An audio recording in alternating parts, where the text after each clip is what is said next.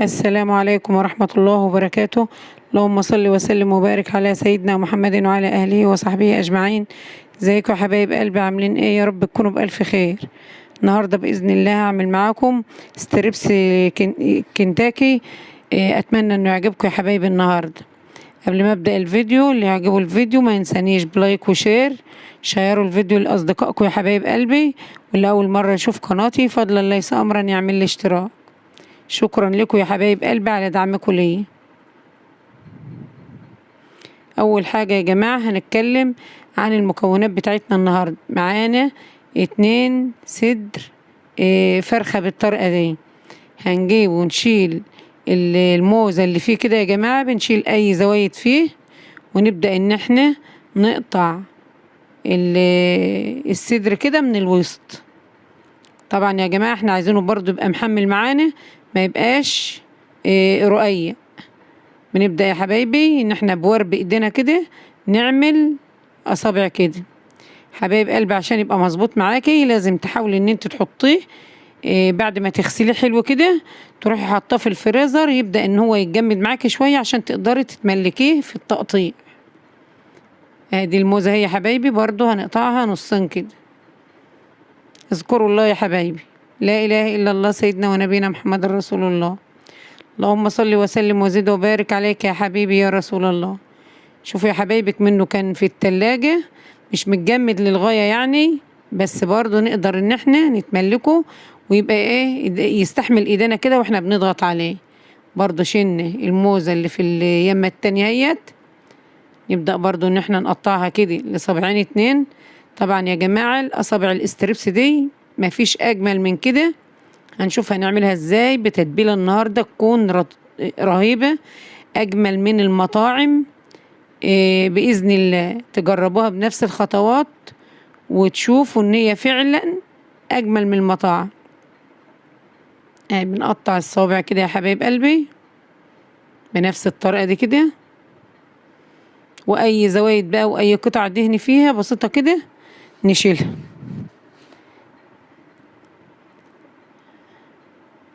صلوا على الحبيب قلبكم يطيب. اللهم صل وسلم وزد وبارك عليك يا حبيبي يا رسول الله. هنقطع الكمية اللي معانا كده يا حبايب قلبي ونشوف هنعمل ايه.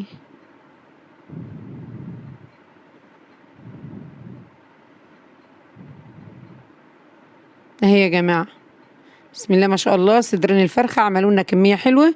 دلوقتي جبنا لتر مية. هنعمل ايه دلوقتي؟ هنعمل محلول النقع. معانا معلقة ملح، معلقتين 2 سكر يا حبايب قلبي، ونعصر ليمونة ونص كده، ونرمي القشر برضو في المية كده يا حبايبي. وقيمة معلقتين 2 كبار خل.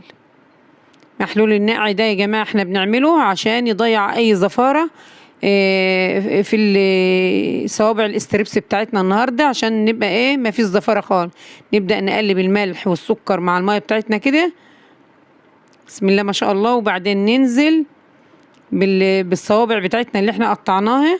شوفوا يا جماعة متماسكة ازاي، عشان احنا حطيناها شوية قيمة ربع ساعة او تلت ساعة في الفريزر، كانت متماسكة معانا وكنا متملكينها ان احنا نقطعها براحتنا.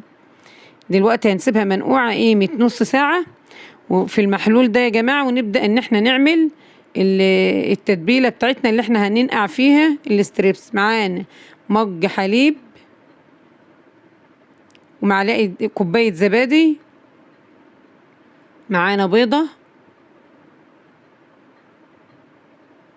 حطينا بيض يا جماعة يبقى معروف ان احنا نحط عليه فلفل اسمر عشان نضيع زفارة البيض. نبدأ ان احنا نقلب المكونات بتاعتنا دي كده لما تمتزج ببعضها. معانا معلقتين 2 خل، ما نستغناش عن الخل يا جماعة والليمون في التتبيلة بتاعتنا ديت. معانا معلقة واحدة سكر. السكر ده يا حبايبي مهم في التتبيلة بتاعتنا ديت، علشان بيطر الأنسجة بتاع الاستريبس ويخليها جميلة معاكي كده. والخل والليمون هنحط ليمون برضو يخليلك فيه مزازة بسيطة في الاستريبس كده يبقى جميل. معانا التوابل دي يا حبايبي كمون وفلفل وكاري وكزبرة ناعمة. اللهم صل على النبي، وتوم باودر وبصل باودر. نبدأ ان احنا نخلط من كل حاجة كده يا جماعة معلقة صغيرة من اللي هي بتاعة الشاي.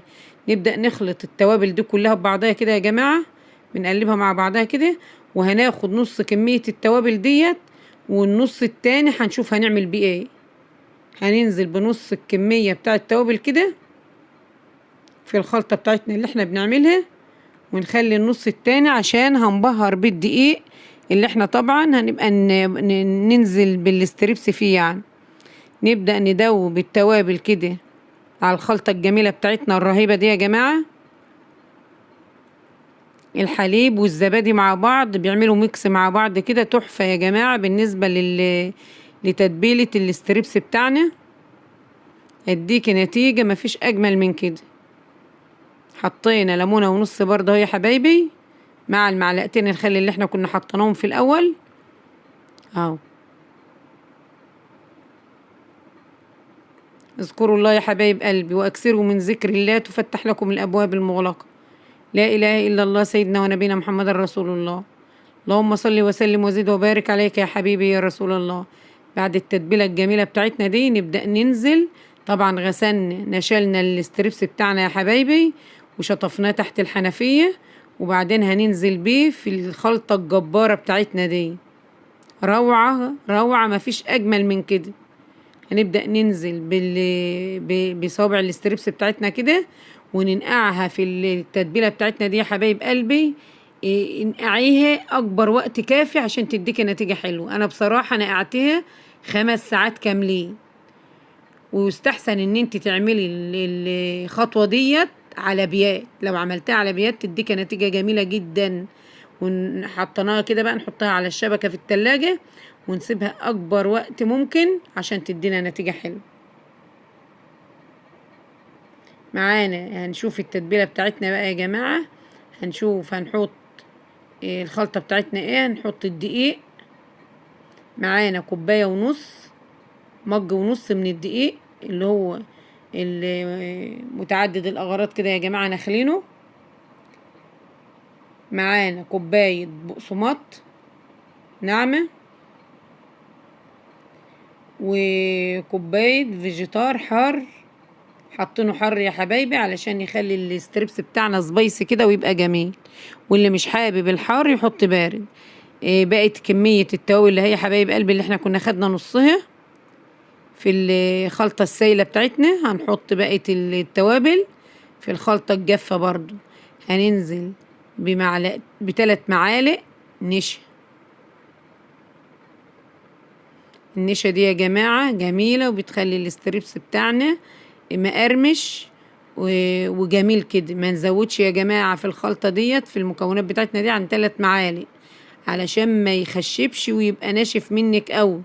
لا احنا عايزينه يبقى ناشف في المعقول ومقرمش وجميل كده. نبدأ ان احنا نقلب المكونات بتاعتنا مع بعضها كده. بسم الله ما شاء الله. هنسيب التتبيلة بقى 4-5 ساعات زي ما يكون. بعد ما عدى الوقت يا حبايب قلبي جينا دلوقتي كده لمرحلة القلية اهو. جبنا الوك بتاعنا كده. هنبدأ ننزل ايدنا على الوك بتاعنا البوتاجاز. هنبدأ ننزل بكمية الزيت. احنا عايزين زيت يا حبايبي يكون كمية كده غزيرة معانا، بحيث ان ايه الستريبس بتاعنا يبقى كله في قلب الزيت كده اهو يا حبايب قلبي. هنسيبه لما يقدح معانا. عايزين الزيت بتاعنا قادح يقدح معانا تماما كده. واول باذن الله هنقلب الستريبس بتاعنا. شو يا جماعه شكله، شفتوا الكاري عامل لون جميل ازاي.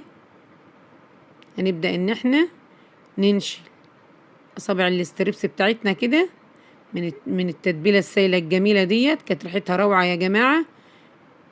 هنبدا ان احنا ننزل بيها في الدقيق.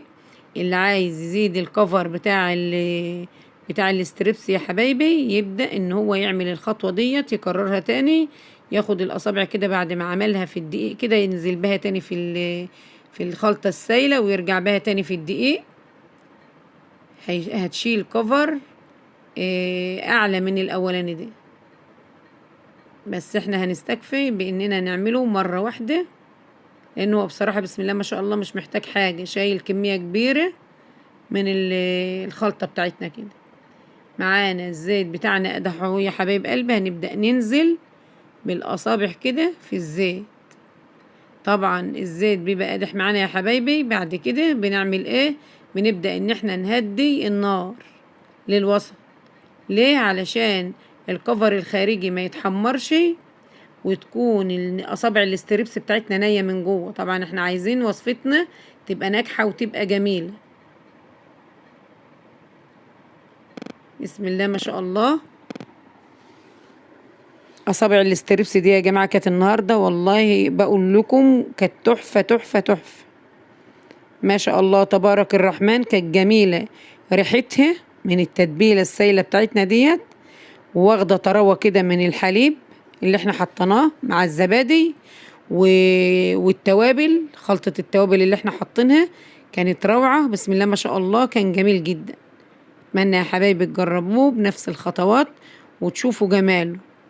واللي يعجبه يا حبايب قلبي يكتب لي في التعليقات كومنت حلو يسعد قلبي. ربنا يسعد قلوبكم جميعا. هنبدأ بقى ايه، ما نحركش في الاستريبس كده. هدينا النار شوية اهو يا حبايبي بحيث ان هو يستوي من جوه. مش هنقلب فيه الا ما نحس ان هو خد ايه لون ذهبي خفيف كده وتماسك. نبدأ ان احنا نقلب فيه كده يا حبايبي. بسم الله ما شاء الله، احلى من الجاهز مليون مرة. طبعا حاجة عاملاها في البيت بايدك لولادك بجودة عالية، مفيش احلى من كده ولا انضف من كده.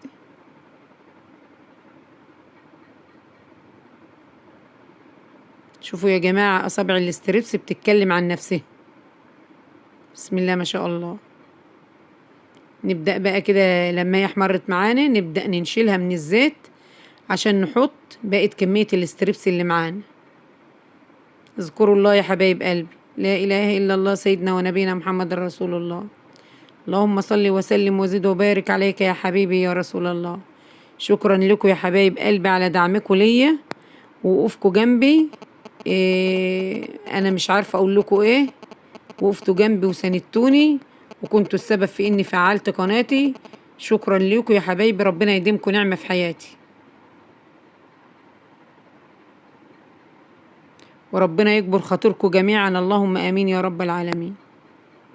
اتفضلوا معانا بقى يا حبايب قلبي، أحلى وأجمل استريبس بريحة جميلة وبتتبيلة روعة وبنتيجة أفضل نتيجة. هي يا حبايبي، استودعكم الله الذي لا تضيع ودائعه، والسلام عليكم ورحمة الله وبركاته.